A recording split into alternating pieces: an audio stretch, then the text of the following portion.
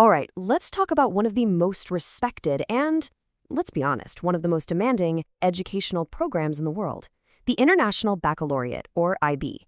But what is it really, and what makes it so different from everything else out there? Well, let's dive in and find out.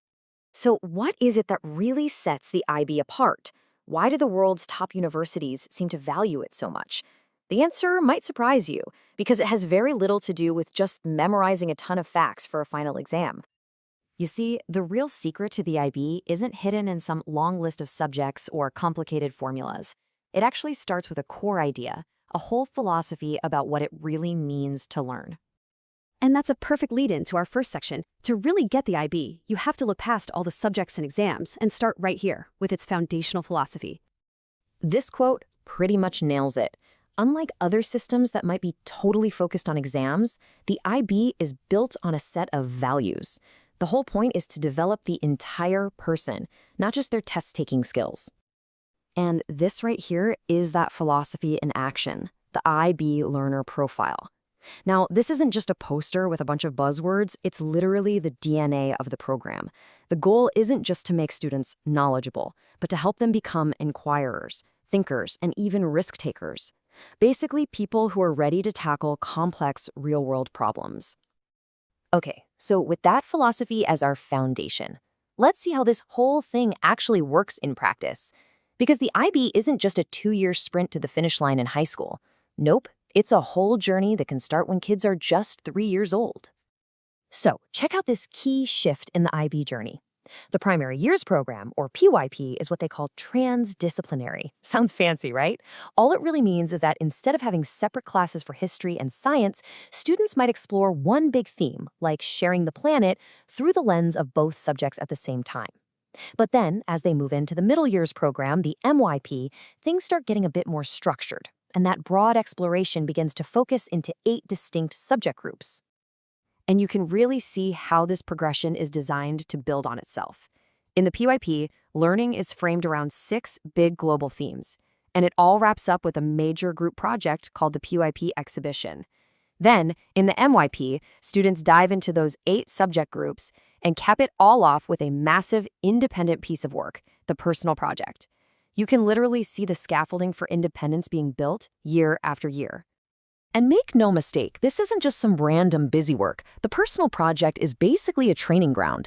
It's designed to teach the research, the writing, and the time management skills that are absolutely essential for surviving the final and most demanding stage of the IB. Which brings us to the main event, the 2-year Diploma Programme, or DP. This is what most people think of when they hear IB, and it's widely considered one of the most rigorous pre-university qualifications you can get, anywhere on the planet. The structure itself is pretty unique. Students have to study 6 subjects, choosing one from each of these distinct groups, which guarantees they get a really broad foundation of knowledge. But the real secret sauce is what's right there in the middle, the mandatory DP core. It's the glue that holds the entire program together. Now, within those 6 subjects, students have to make a huge choice. They take 3 or 4 subjects at what's called higher level, or HL, which means 240 hours of teaching and going into way more depth. The rest are at standard level, or SL, which still provides a solid foundation with 150 hours. And trust me, getting this balance right is absolutely critical, both for university applications and for just managing the intense workload. Okay, so let's zoom in on that mandatory core we mentioned. This is what really distinguishes the IB from every other curriculum out there. It's made up of 3 components that every single diploma candidate has to complete, no exceptions. First up is Theory of Knowledge, or TOK. This is not your typical class. It's an abstract, almost philosophical course that pushes students to step back and question the very nature of knowledge itself. It basically asks, how do you know what you know? A question that really challenges them to connect their learning across all 6 subjects. Next is the extended essay, and this thing is a massive undertaking. It's an independent research paper, basically at a university level, on a topic the student chooses all on their own. It demands serious research, academic writing, and, maybe most importantly, incredible time management. It's often the first time a student has ever had to tackle a project of this scale.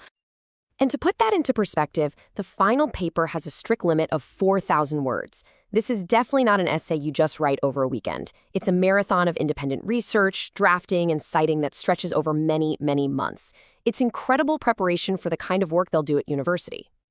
The final part of the core is CAS. This stands for Creativity, Activity, and Service. It's not graded with a number, but it is a mandatory pass-fail requirement.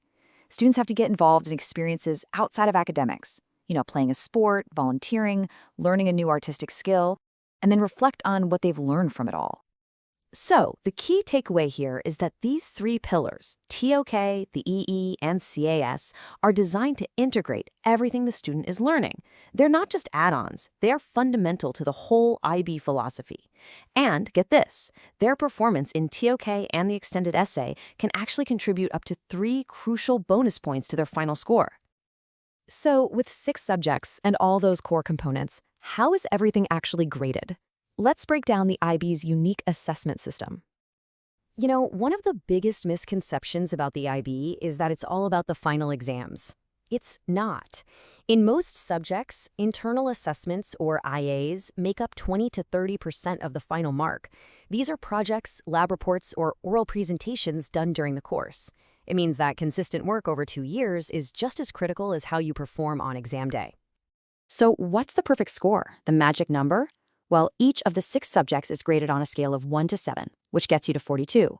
Add in those 3 potential bonus points from the core, and you get a maximum possible score of 45.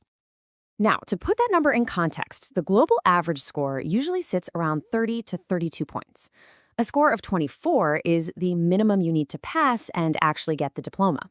Anything over 35 is considered excellent, and scores up above 40, well, that puts students in the run-in for the most elite universities in the world, like Oxbridge or the Ivy League. And that brings us to a final thought. The IB, at its core, is a curriculum that values breadth over narrow specialization. It's a holistic, challenging, and for many, a truly transformative journey. So the ultimate question, then, isn't just what is the IB, but is its unique philosophy the right fit for your student? Thank you so much for watching! And for more helpful videos, math and science videos, don't forget to like this video and subscribe to our channel. See you soon!